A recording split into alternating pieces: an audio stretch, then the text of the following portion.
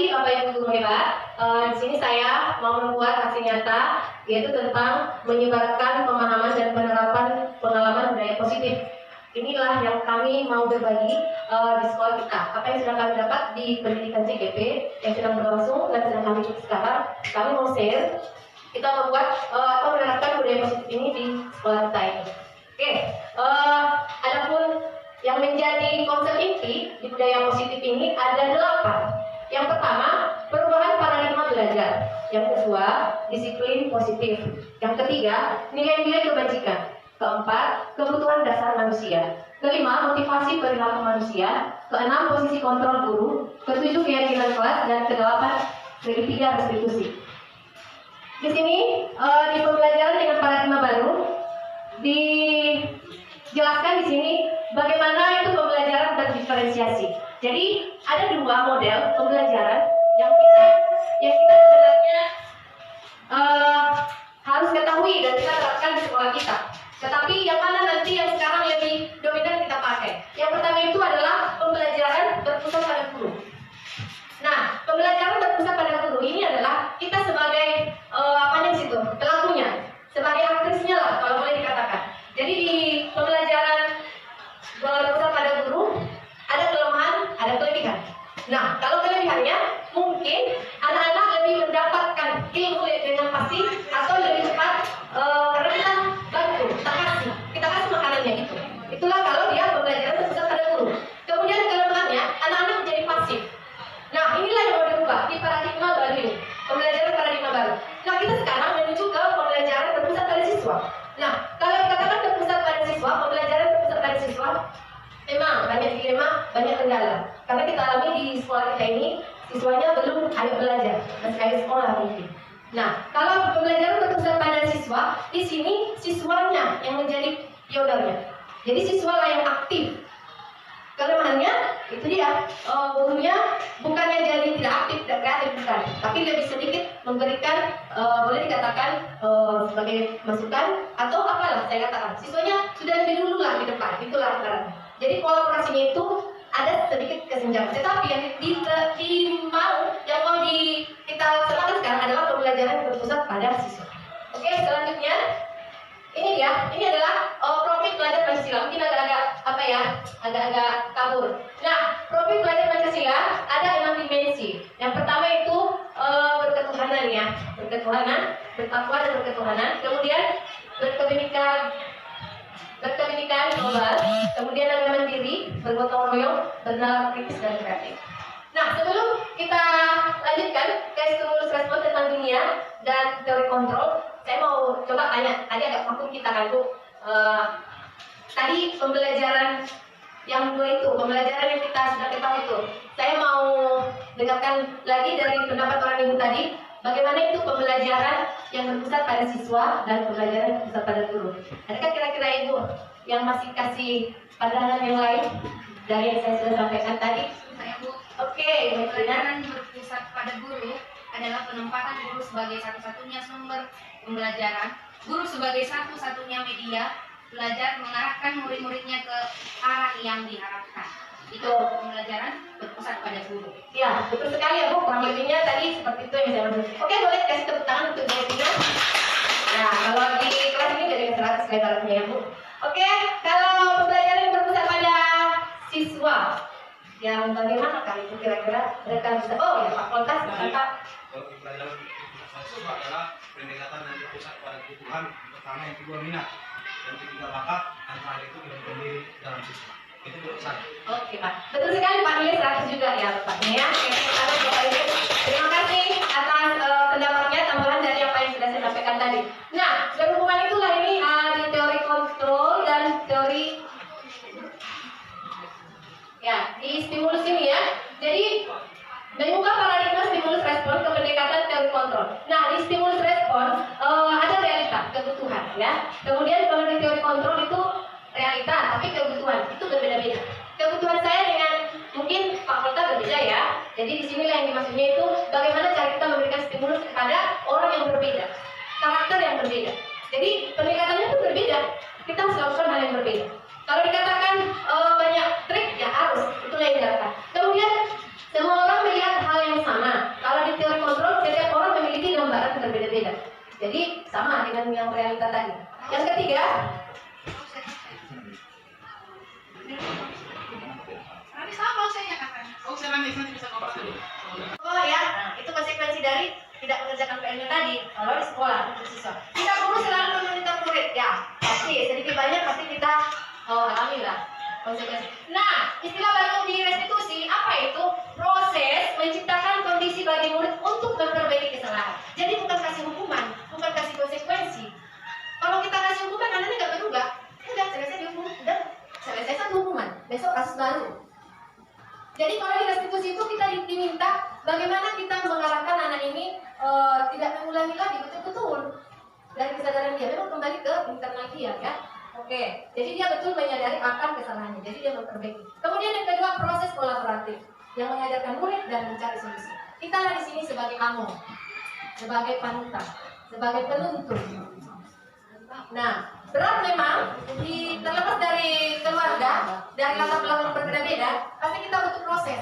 Ya namanya memang nggak instan, nggak langsung berubah, tapi sedikit demi sedikit. Kalau boleh lah, sedikit saja pun udah berubah ya, udah subur, udah bagus sekali. Jadi sedikit demi sedikit kita lakukan, pasti akan ada perubahan itu. Itu yang diharapkan dari restitusi ini. Tidak langsung berubah 100% kayak disulap, ya, tidak mungkin, mustahil itu memang.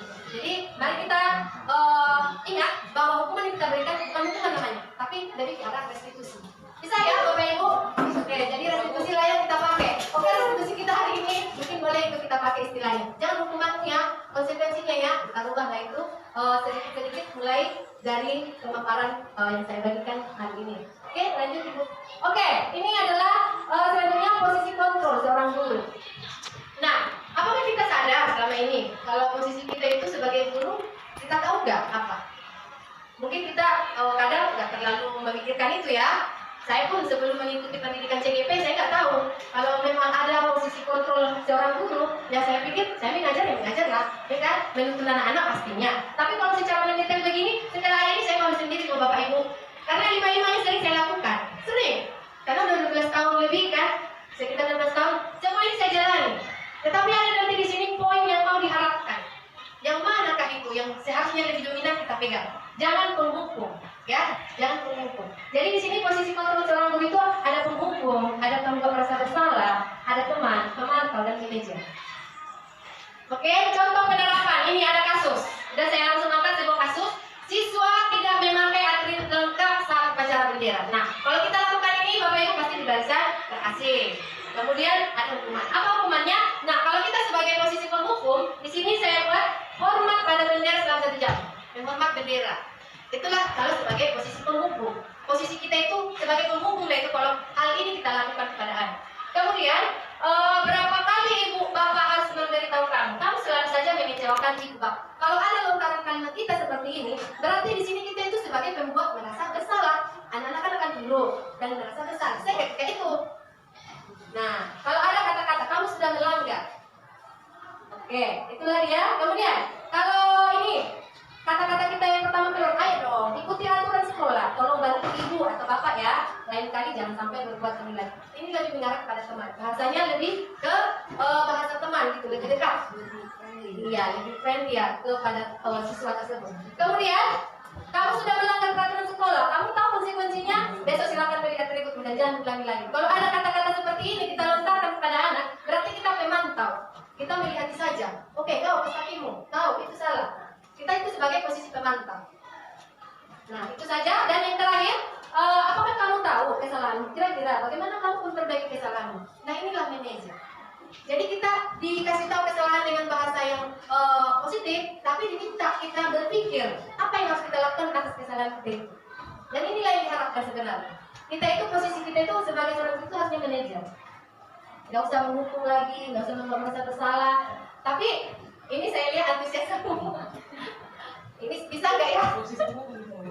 Iya, betul. Jadi wajah-wajahnya sudah nampak. Wow.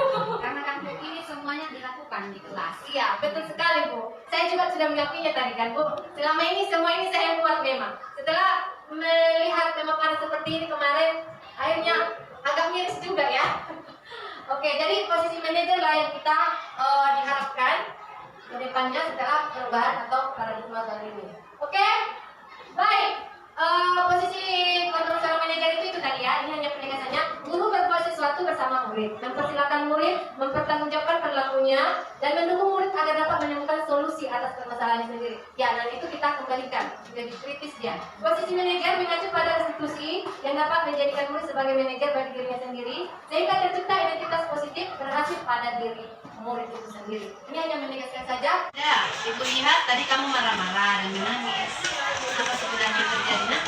Ya Bu, saya tidak senang dengan kesalahan saya saudara. Padahal saya mengisi yang benar dan sesuai keadilan masing-masing Bu. Oh begitu. Jika ibu di posisi kamu, ibu juga akan lakukan hal yang sama. Lalu, apa yang kamu lakukan terhadap Andra?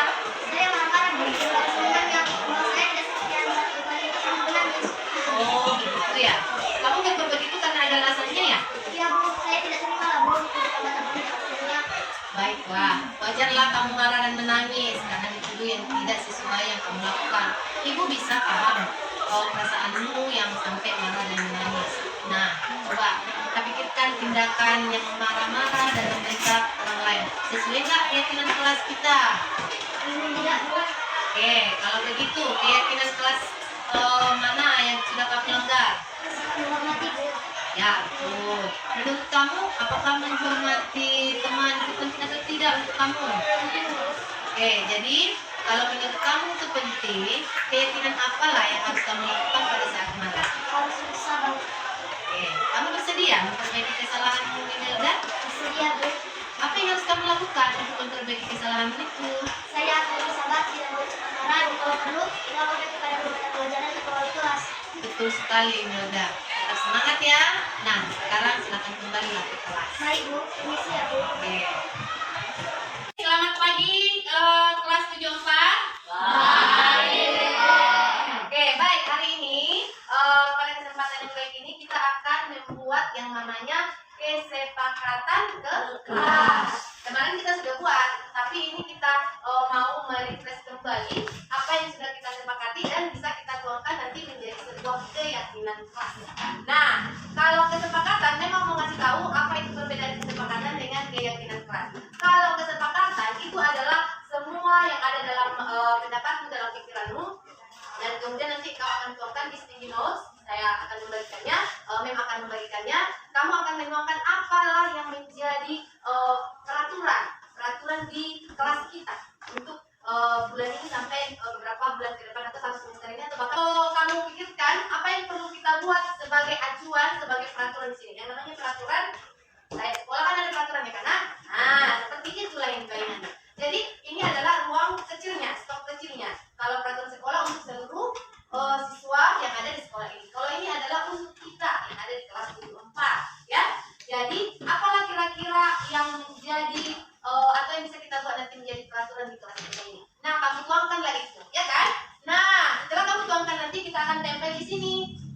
Ya, kita akan tempel, kamu semua akan menempel dan Mem akan memilih yang mana yang menjadi nanti keyakinan kelas. Kalau keyakinan kelas itu adalah harus dengan bahasa positif.